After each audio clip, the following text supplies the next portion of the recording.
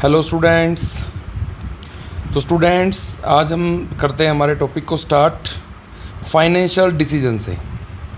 जैसे कि हमारा चैप्टर नंबर 9 चल रहा था जिसमें हमने meaning and scope and objectives previously discuss कर रखे हैं। आज का हमारा टॉपिक है financial decisions. The finance functions relate to 3 major decisions. इसमें 3 मेन डिसीजंस होते हैं जो हर एक फाइनेंस मैनेजर को लेने होते हैं। कौन से हैं वो डिसीजंस?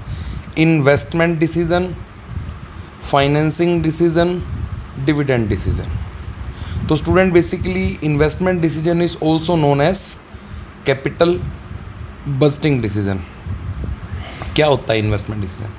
इन्वेस्टमेंट डिसीजन का मतलब है कि हमारे पास जितने भी प्रपोजल्स होते हैं, हमारे पास बहुत सारे प्रपोजल्स होते हैं जिसमें हम पैसे को इन्वेस्ट करना है, उस प्रपोजल को सिलेक्ट करना कि किस प्रपोजल में हम बिज़नेस के लिए पैसे इन्वेस्ट करेंगे, वही हमारा क्या है related to investment decision. Financing decision कि जो फंड्स हैं, जो फंड्स रिक्वायर्ड हैं बिज़नेस के एक्टिविटीज़ को परफॉर्म करने के लिए, उसके हमारे पास सोर्सेज होते हैं, ओनर्स फंड, बोरोड फंड। तो हम किस सोर्स के थ्रू उस फंड को रेस करते हैं, इस टाइप के जो डिसीजंस लिए जाते हैं वो इंक्लूड होते हैं किसमें? हमारे फाइनेंसिंग डिसीजन में। डिविडेंड डिसीजन, इन डिविडेंड डिसीजंस मींस कि जो हमारे पास प्रॉफिट होता है, जो बिज़नेस का प्रॉफिट है, उस प्रॉफिट का हमें क्या करना है? मींस हम उसे डिस्ट्रीब्यूट कर देते हैं ओनर्स में, हम उसे डिस्ट्रीब्यूट कर देते हैं शेयर होल्डर्स में, या उसे बिज़नेस में ही रिटेन करके रखते हैं। इससे रिलेटेड जो डिसीजंस हैं वो हमारे किसके हैं बेटा? Dividend decisions.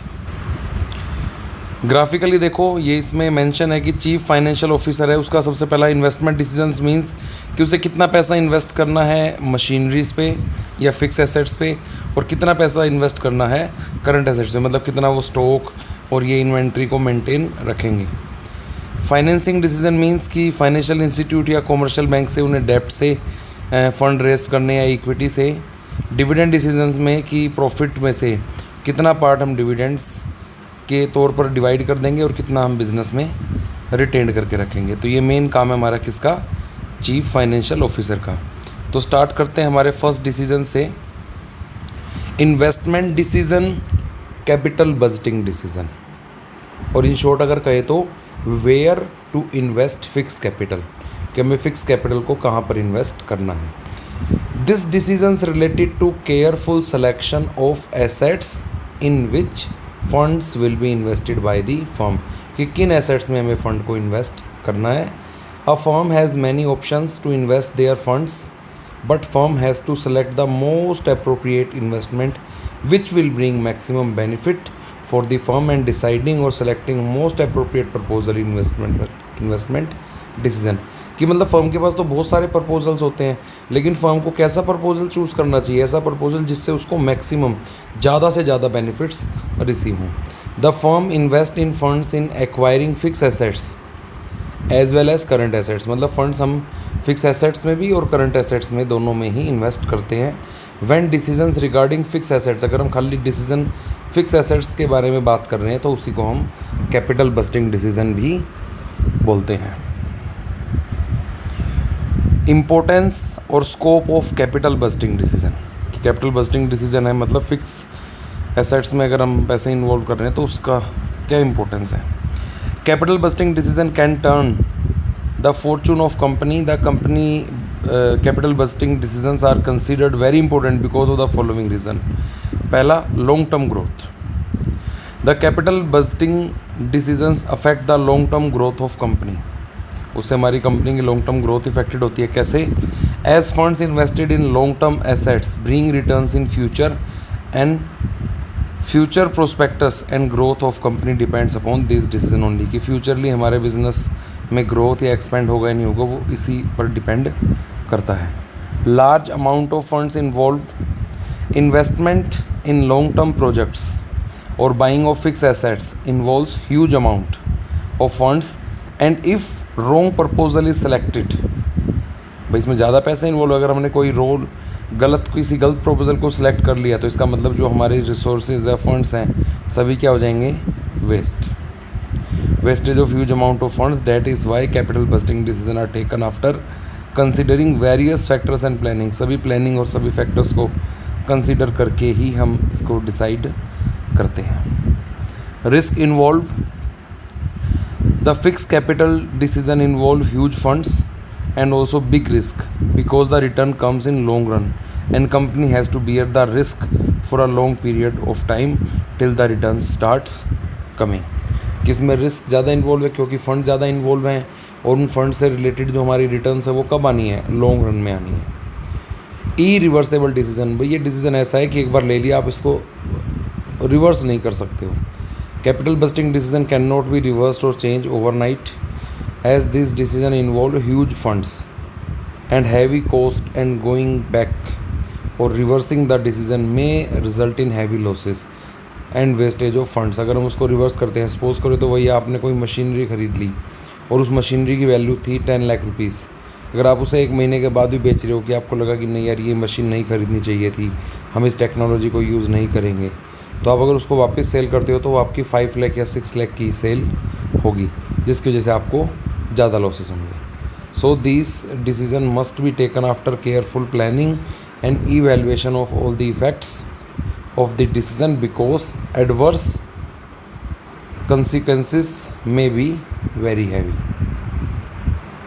अब आते हैं, there are some factors affecting investment और कैपिटल बस्टिंग डिसीजन। कुछ फैक्टर्स हैं जो उस डिसीजन को इफेक्ट करते हैं।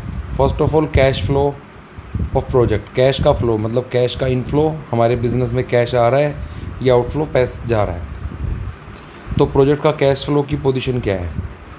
When ever a company is investing huge funds in an investment proposal it expect some regular amount of cash flow to meet day to day requirement. तो हम ये तो सभी हर एक बिजनेसमैन सोचता है कि उससे कुछ रेगुलर कैश भी हमारे पास आता रहे ताकि हम डे टू डे रिक्वायरमेंट जो है हमारी कैश की वो पूरी हो जाए। The amount of cash flow and investment proposal will be able to generate must be assessed properly before investing in proposal. तो ऐसे किसी प्रपोजल में हमें पैसे नहीं लगाने चाहिए जिसका कैश फ्लो ना हो। Return on investment, the most important criteria to decide the investment proposal is rate of return, कि हमारे पास उसकी रेट ऑफ रिटर्न क्या है। It will be able to bring back for the company in form of income. For example, if project A is bringing 10% return and project B is bringing 15% return, then we should prefer project B। मतलब जिस भी business proposal की rate of return ज़्यादा होगी हम उसी को ही choose करेंगे।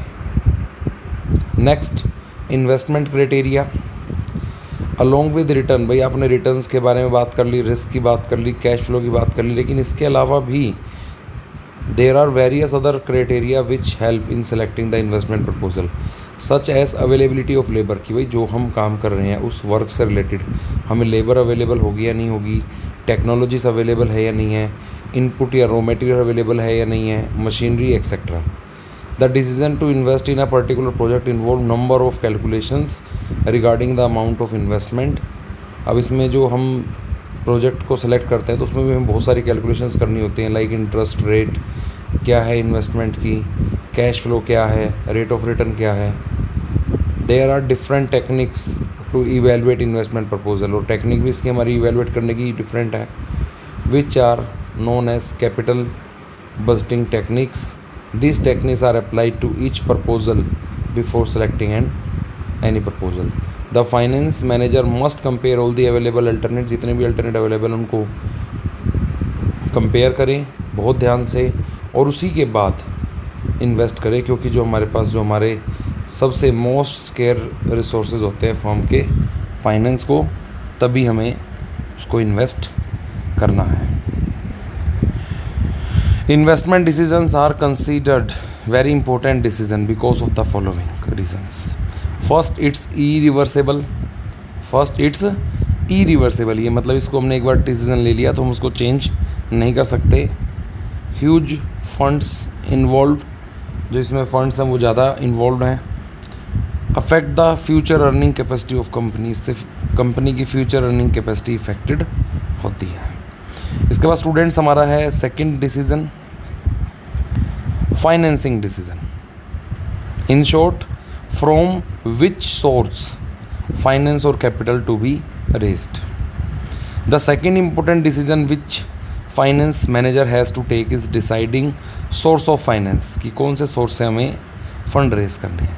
अ company can raise finance from various sources such as by issue of shares, debentures और by taking loan and advances. Deciding how much to raise from which source, deciding how much to raise from which sources is concern of financing decision. वही हमारा क्या है, financing decision है। Mainly sources of finance can be divided into two categories, दो categories में हमें divide करते हैं, ओनर्स फंड, बोरोज फंड। और स्टूडेंट्स इससे रिलेटेड आप 11th क्लास में हमारा चैप्टर था सोर्स ऑफ बिजनेस फाइनेंस, वहाँ पर भी आप इन चीज़ों को डिटेल से पढ़ चुके हो। Share capital and retain earning constitutes owner fund. भाई शेयर कैपिटल रिटेन अर्निंग किस में इंक्लूड होता है, ओनर्स फंड में। And debentures, loans, bonds etcetera constituted borrowed fund. The main concern of finance manager is to decide how much to raise from owners fund and how much to raise from borrowed fund, कि हमें कितना amount raise करना है owners fund से और कितना हमें raise करना है बोरोड फंड से।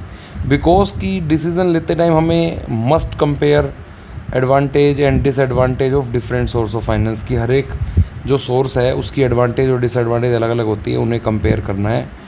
और the borrowed fund have to be paid back, जो बोरोड फंड होता है वो हमें पे करना पड़ता है बैक।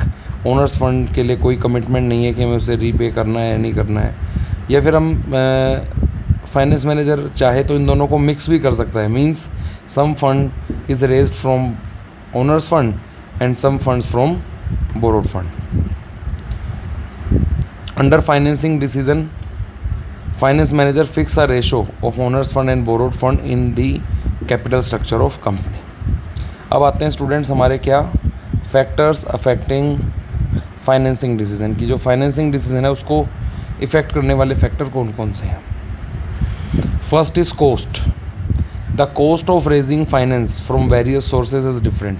भाई हर एक सोर्स से फाइनेंस को रेज करने की कॉस्ट अलग होती है। And finance managers always prefer the source with minimum cost. और फाइनेंस मैनेजर को क्या करना है, जिस सोर्स से उसकी कॉस्ट कम होगी उसी को वो सिलेक्ट करेगा। Risk, more risk is associated with borrowed fund as compare to owners fund securities, कि मतलब जो बोरोड फंड होता है वो ज़्यादा रिस्की होता है, ओनर्स फंड कम रिस्की होता है। तो finance manager compares the risk with the cost involve and prefers securities with moderate risk factor. Cash flow position, the cash flow position of company also helps in selecting the securities with smooth and steady cash flow। अगर हमारा company का smooth और steady cash flow है तो they can easily afford borrowed fund, तो borrowed fund को afford कर सकते हैं, क्योंकि बोरोड फंड पे हमें टाइम टू टाइम इंटरेस्ट को पे करना होता है। But when companies have shortage of cash flow, अगर हमारे पास कैश नहीं है sufficient, then they must go for owners fund security only. Number 4, controls considerations. If existing shareholder want to retain the complete control of business, then they prefer borrowed fund। अगर मान लो existing shareholder ये चाहते हैं कि सारा का सारा control सिर्फ उन्हीं के हाथ में रहे, तो वो प्रेफर करते हैं borrowed fund को। और अगर on the other hand if they do not mind to lose the control, then they may go for owners fund। अगर उन्हें इससे बात से कोई फ़र्क नहीं पड़ता कि उनका जो और भी ओनर्स बिजनेस में आ जाते हैं, आ जाएंगे, या फिर उन्हें कोई वो नहीं है कि भाई उनका जो कंट्रोल है वो चला जाएगा, तो they can prefer for owners fund security. Flotation cost, it refers to cost involve to issue of security such as brokers commission, underwriters fees, expense on prospectus etcetera. कि जो हमारी फ्लोटेशन कॉस्ट होती है, मतलब सिक्योरिटी से पैसे को क्या कहते हैं कलेक्ट करने के लिए, कैपिटल रेज करने के लिए जो भी हमारी कॉस्ट आती है वो फ्लोटेशन कॉस्ट होती है। Firms prefer security which involve least floating cost, मतलब जिस भी सिक्योरिटीज़ में हमारी जो फ्लोटेशन कॉस्ट कम होगी वो उसे ही प्रेफर करते हैं। Fixed operating cost, if company is having fixed operating cost then they must prefer owners fund. आपने स्टूडेंट्स 11th क्लास में इकोनॉमिक्स में पढ़ा था एक चैप्टर कॉस्ट, जिसमें 2 टाइप की कॉस्ट थी, fix cost, variable cost. Fixed cost जो फिक्स होती है, चाहे प्रोडक्शन 0 हो या मैक्सिमम हो, लेकिन एक होती है वेरिएबल कॉस्ट जो इंक्रीज़ होती है प्रोडक्शन के साथ। अगर किसी बिज़नेस की फ़िक्स्ड कॉस्ट ज़्यादा है, मींस जैसे कि लाइक फैक्ट्री का रेंट है या और कोई चीज़ है, अगर फिक्स कॉस्ट ज़्यादा है तो वैसे में उसको बोरोड फंड को फॉलो नहीं करना चाहिए। दे can prefer for owners fund. Because due to high fixed operation cost, the company may not be able to pay interest on debt security, which can cause serious troubles for company. State of capital market. The condition in capital market also helps in deciding the type of securities to be raised. During boom period, it is easy to sell equity shares and people are ready to take risk, whereas during depression period, there is more demands of debt security in capital market. इसके बाद हमारा student है last decision, third decision, dividend decision. Dividend decision means appropriate distribution of profit, कि हमें profit को appropriately कैसे distribute करना है। The decision is concerned with distribution of surplus profits. The decision is concerned with distribution of surplus profit. The profit of firm is distributed among various parties such as creditors, employees, debenture holders, shareholders, etc. मतलब ये इतनी parties हैं जिनमें profit divide होता है।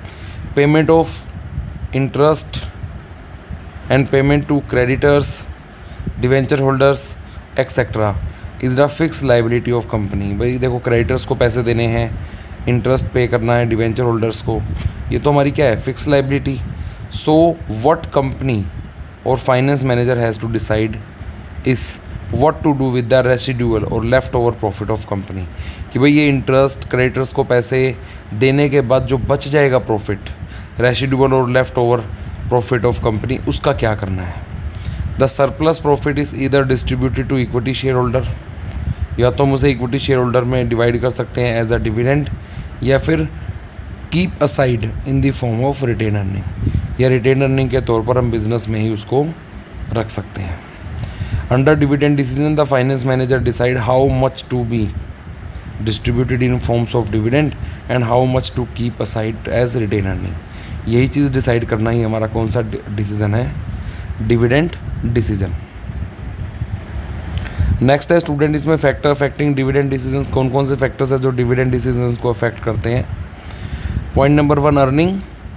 Dividends are paid out of current and previous year earning. If there are more earning then company declares high rate of dividend, कि भाई dividend कहाँ से देना होता है, हमें अर्निंग से देना होता है। अगर हमारी अर्निंग ज़्यादा होगी तो हम ज़्यादा रेट डिविडेंड भी ज़्यादा डिक्लेयर करेंगे। और during low earning period the rate of dividend is also low. Second, stability of earning, कि हमारी अर्निंग स्टेबल है या इनस्टेबल है। कंपनीज हैविंग स्टेबल और smooth earning prefer to give high rate of dividend, whereas company with unstable earnings prefer to give low rate of earnings. Cash flow position, paying dividend means outflow of cash, कि भाई dividend pay करने से हमारे cash का क्या flow हो जाए, outflow. Companies declare high rate of dividend only when they have surplus cash. अगर किसी कंपनी के पास कैश ही नहीं है तो वो ज़्यादा डिविडेंड डिक्लेयर नहीं करेगा। In situation of shortage of cash companies declare no और very low dividend. Growth opportunities, if a company has a number of investment plans then it should reinvest the earning of company. अगर मान लो company के पास कोई investment plan है तो क्या करेगी, उसकी अर्निंग को दोबारा से ही बिजनेस में इन्वेस्ट कर देगी। As to invest in investment projects company has 2 options, 1 to raise additional capital और इन्वेस्ट इट्स रिटेन अर्निंग। भाई कंपनी के पास 2 ऑप्शन है, या तो वो एडिशनल कैपिटल को लगाए या जो अर्निंग उसने की है उसी अर्निंग्स को दोबारा से बिजनेस में इन्वेस्ट कर दे। The retained earning are cheaper source, क्योंकि चीपर सोर्स क्या है कि कहीं से हमें अवेल थोड़ी करना है, ये तो हमारे पास ही हमारी अर्निंग है। As they do not involve flotation cost and any legal formalities.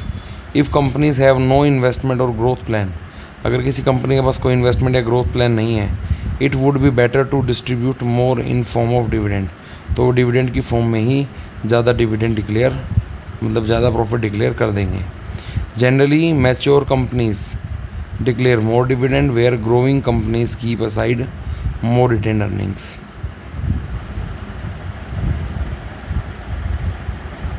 Stability of dividend, some companies follow a stable dividend policy, मतलब वो डिविडेंड उनका स्टेबल होना चाहिए, एक फिक्स रेट से जाना चाहिए, as it has better impact on share holder and improves the reputation of company in the share market.